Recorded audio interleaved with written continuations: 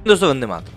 हरियाणा गुरुग्राम में पिछले कुछ समय से खुले में नमाज को लेकर काफी ज्यादा वाद विवाद चल रहे हैं, जिसमें कि पिछले दिनों हरियाणा के सीएम मनोहर लाल खट्टर ने इस बात को भी कह दिया कि भाई खुले में नमाज अब नहीं होगी और उन 37 जगहों की जो परमिशन थी उनको भी रद्द कर दिया गया, जिन जगहों पर इन्होंने परमिशन खुद ही दे के रखी थी। और उसके बाद में ये विवाद और भी ज़्यादा बढ़ गया, क्योंकि अब वहाँ के लोग अलग अलग तरह की मांगे कर रहे हैं।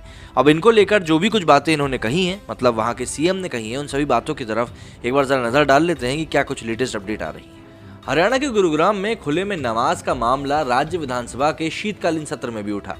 इस मामले को उठाने वाले न्यूज ने कांग्रेस विधायक आफ्ताब अहमद के सवाल का जवाब देते हुए मुख्यमंत्री मनोहर लाल खट्टर ने कहा कि ताकत दिखाकर दूसरे समुदाय की भावनाओं को भड़काना उचित नहीं है।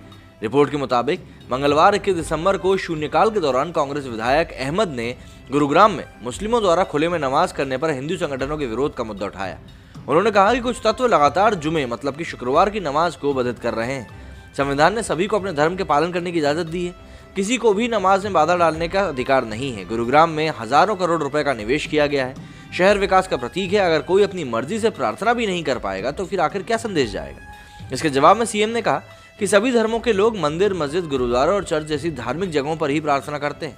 इसके अलावा सभी बड़े त्योहारों के मौके पर खुले में प्रार्थना की अनुमति दी जाती है, लेकिन ताकत का प्रदर्शन करना जो दूसरे समुदाय की भावनाओं को भड़काता है उचित नहीं।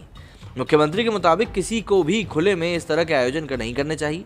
हम सभी की ये जिम्मेदारी है कि शांतिपूर्ण माहौल बना रहे। खट्टर ने इस बात पर खुशी भी व्यक्त करी कि लोग एक निश्चित स्थान पर जुमे की नमाज के लिए सहमत हुए हैं और नए सिस्टम के लागू होने पर इस पर सहमति बनी है। इसके साथ ही सीएम ने खुले में नमाज के मुद्दे को स्थानीय विवाद करार दिया और कहा कि इस मसले को हवा नहीं देनी चाहिए, अन्यथा इससे सांप्रदायिक सौहार्द बिगड़ सकता है।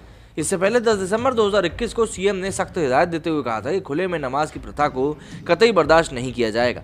उन्होंने कहा था कि खुले में नमाज किसी भी हाल में नहीं होनी चाहिए। खट्टर ने पत्रकारों से बात करते हुए कहा था कि हमने यहाँ पुलिस को भी कहा है कि अगर डिप्टी कमिश्नर को भी कहा है और इस विषय का समाधान निकालना है। कोई अपनी जगह पर नमाज पढ़े या पूजा पाठ करे, इससे हमें कोई दिक्कत नहीं है। धार्मिक स्थल बनाए ही इसलिए जाते हैं, खुले में ऐसा कोई कार्यक्रम नहीं होना चाहिए। नमाज पढ़ने की जो प्रथा यहाँ खुले में शुरू की गई है वो कतई सहन नहीं की जाएगी।